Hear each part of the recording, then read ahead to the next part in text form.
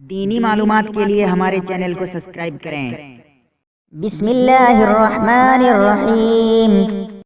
عن ابی ہریرہ رضی اللہ تعالی عنہ قال قال رسول اللہ صلی اللہ علیہ وسلم ملعون من اتا امرأتہ فی دبرها، مشکات شریف صفحہ نمبر 276 پہ۔ اور یہ عبارت آپ جو ہے میں پڑھ رہا ہوں، یہ حدیث ہے، آپ اگر دیکھنا چاہتے ہیں تو دیکھ سکتے ہیں کتاب کھول کر، جس کا خلاصہ یہ کہنا چاہوں گا کہ مردوں کے لیے اپنی بیویوں کے پیخانے کی راہ میں یعنی دبر میں جمع کرنا حرام ہے، بالکل اجازت نہیں ہے۔ حدیث میں اس پر لعنت کی گئی ہے۔ لعنت کہتے ہیں دھتکارنے کو، رحمت سے دور کر دینے کو۔ اللہ اپنی رحمت سے دور کر دیتا ہے۔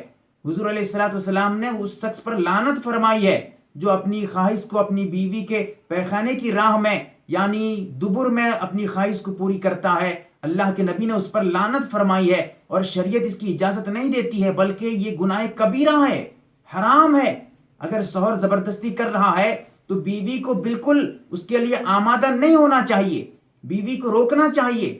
یاد رکھیں مسئلہ یہی ہے، اگر شوہر زبردستی ایسا کر رہا ہے تو پھر شوہر کو گناہ ملے گا، بیوی بچ جائے گی۔ لیکن یاد رکھیں شوہر کے لیے بھی ایسا کرنا جائز نہیں، بیوی کے لیے بھی اس طرح کے معاملات کرنے کی اجازت نہیں ہے، شریعت کے اعتبار سے بالکل حرام ہے، حرام۔ اللہ تعالیٰ اس سے تمام امت کی حفاظت فرمائے۔